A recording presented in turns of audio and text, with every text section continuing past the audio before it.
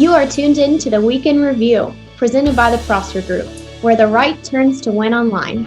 Join us each week as we take a look at what is happening in digital advocacy and politics with a right of center focus.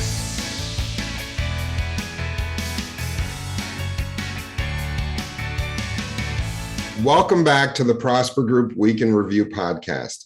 Each week, we talk politics and digital from right of center for campaign professionals, political insiders, elected officials, and first-time or aspiring candidates for office. I'm your host, Dan Huber.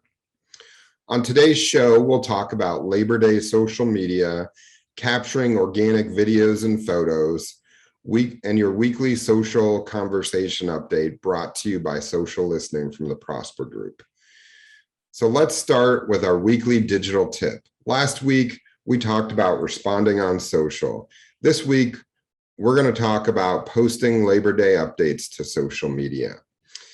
So, the focus here is just, get some very easy content, get some pictures of events, voters, business owners that you may be out with, and you can keep it very basic, show involvement in the community.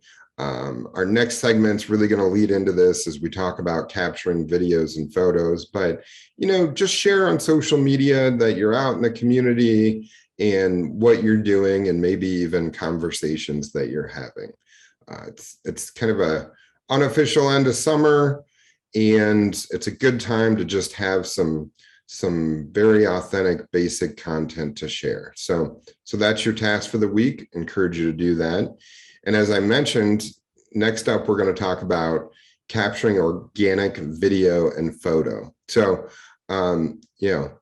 this is an area that I think is really interesting, and I think it's relatively easy, but I think that sometimes we overthink it or we have concerns about it. And really, I just want to put everyone's mind at ease. So to get started, we can talk a little bit about the equipment that you need to use. So to capture videos and photos while you're out in the community doing things with people, you don't have to use a fancy camera. You can use your basic smartphone, or I would say any decent smartphone.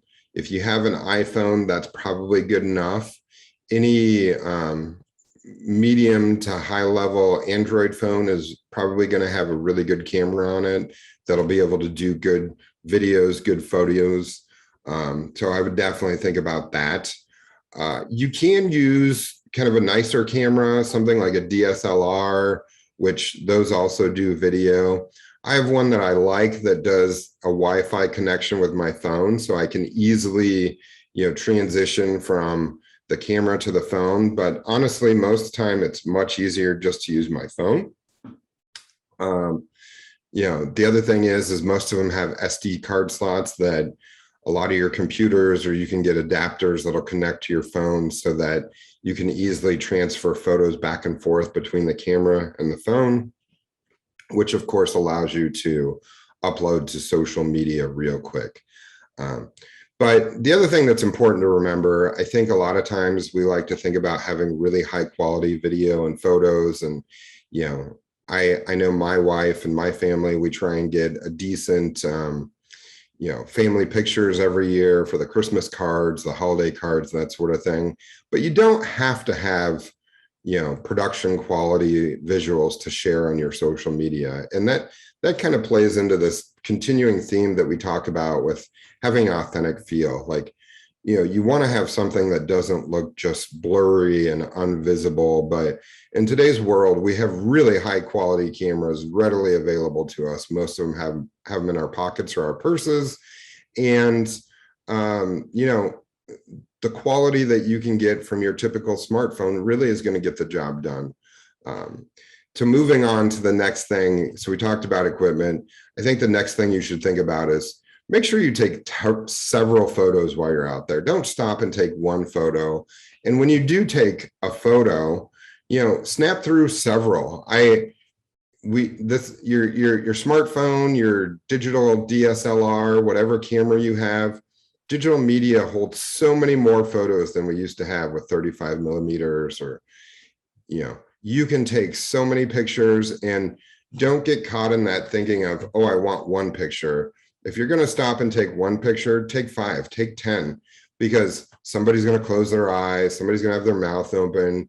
This person may not like the way they look, but if you have a choice of 1 of 10 as opposed to 1 of 1, chances are you're going to have one that a lot of people will be pretty happy with if you choose, say, 10 photos. So definitely take a lot of that. The other thing I would say is a good rule of thumb tip: shoot most of your pictures in landscape, horizontal, as opposed to vertical video or vertical pictures.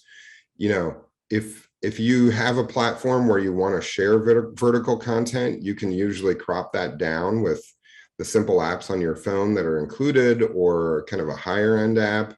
But you know, most people look at pictures, in that horizontal landscape fashion, and it just, if you ever wanted to go back and use them again, that's my recommended approach. Not that you can't take the occasional vertical picture, I would just avoid it.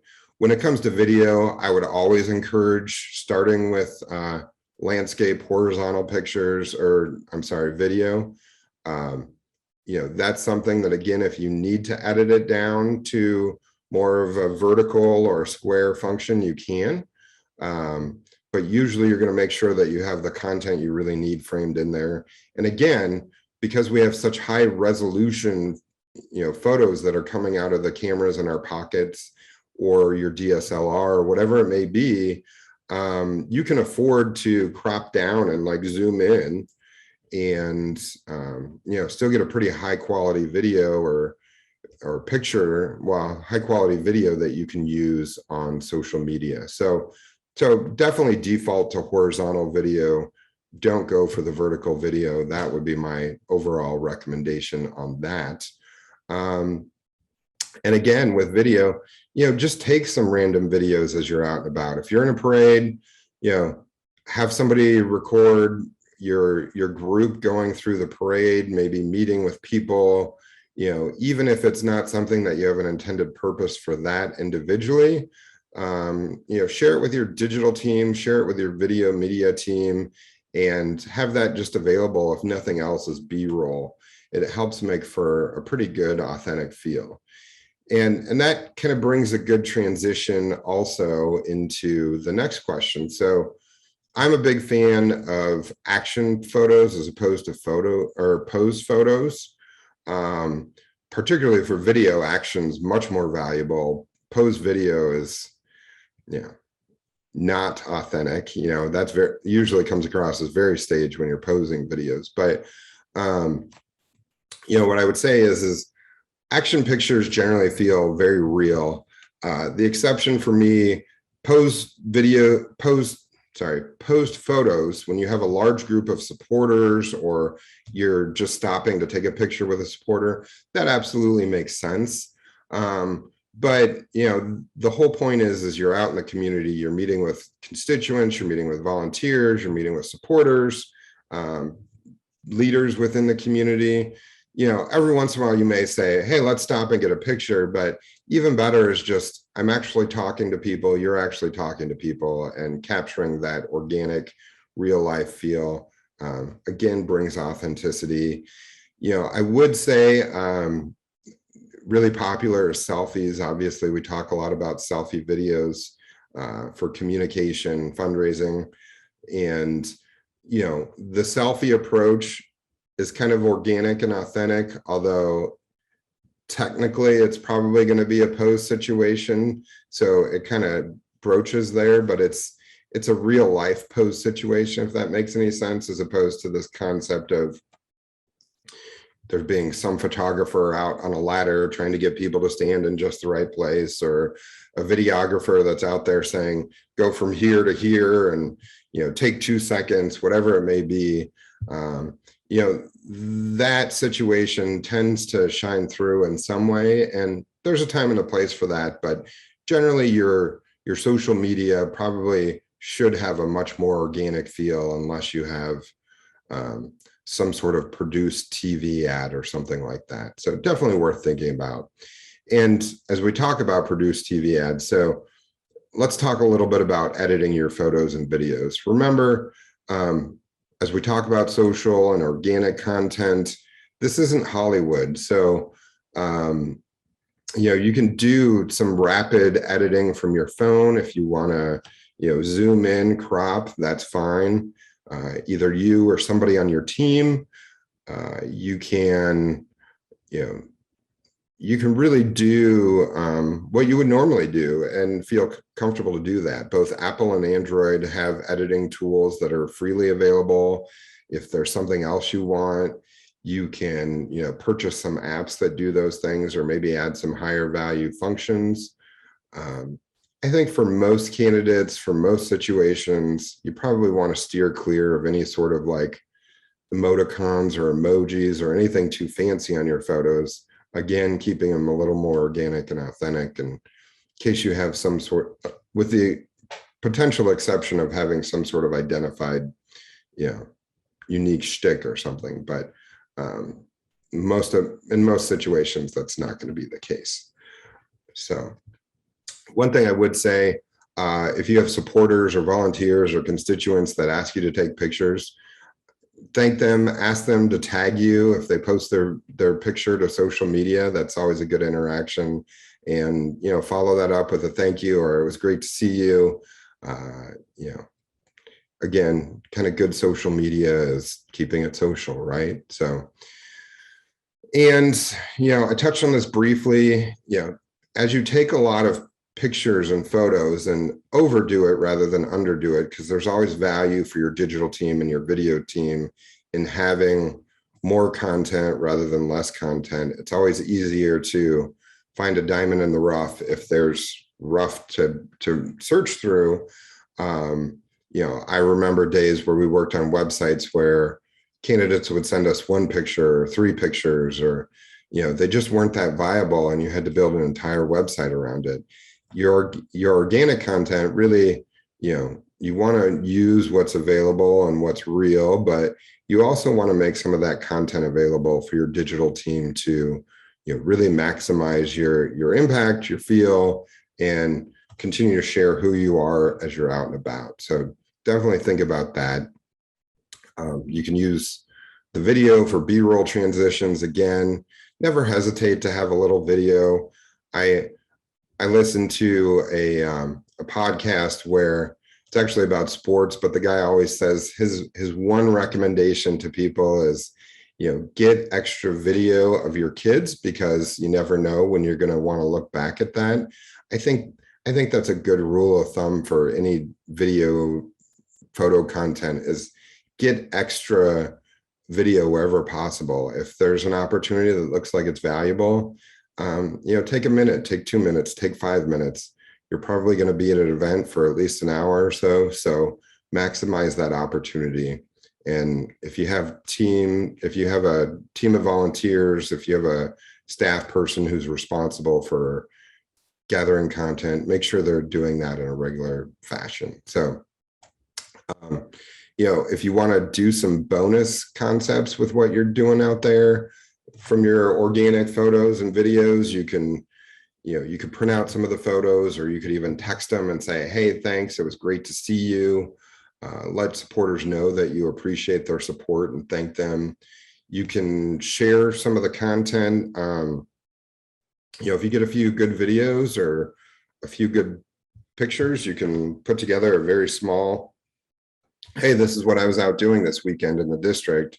And you can send that to your SMS subscribers. Maybe for a message on Monday for Labor Day, you can take photos that you've taken throughout the weekend and say, it's great being out in the community. Hope you have a wonderful day. We appreciate our business owners who create jobs in our community. So that's really the overview of capturing organic video and photos. Some quick tips for you to think about as you're out and about, and hopefully you can put that to work for you this weekend over Labor Day. Well, to wrap up the show today, every weekday, the Prosper Group sends out the AM Rundown, which is powered by social listing from the Prosper Group. It's packed with digital summary, social trends and politics, and a digital best practice. So we've been following some things, and we've talked about a few of these for several weeks in a row now.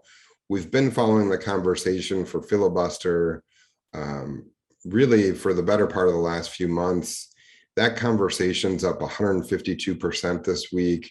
There's a lot of things that are contributing to that conversation. Texas voter integrity legislation passing. Democrats seem to be very up in the arms about that. There's also some Texas legislation that went into effect about protecting life. And there's, Democrats continuing to talk about not just getting rid of the filibuster, but voting to expand the Supreme Court. So that's a conversation that's really picked up this past week online. We've also followed the gas price conversation. So in the United States, gas prices actually went down 0.6 cents this week, but the conversation's up 26%. I think part of that's just going into the holiday weekend. Again, as people hit the roads, you see more conversation about gas prices as it just becomes an increased awareness for people who are out and about. The next topic we've been following is Afghanistan. There were about 7 million tweets about that this past week, which is actually a drop of 16%. As you know by now, U.S. forces withdrew. And so that conversation has died down slightly, but it's still, very sizable, significant conversation that's going on out there. And we started following this week the Texas elections conversation. So after Democrats had fled to Washington over the summer from Texas, the legislature, they were finally back in session. And this past week, the election reforms for election integrity passed the Texas legislature and have been sent to Governor Greg Abbott's desk for signature. That conversation's up 306% this week, about 6.4 thousand tweets in the conversation out there. So a lot of conversation about that. Obviously, there's a Democrat narrative that is quite different from the election integrity narrative. And so that's kind of been central and continues to be part of this broader conversation about the filibuster and the Supreme Court as well.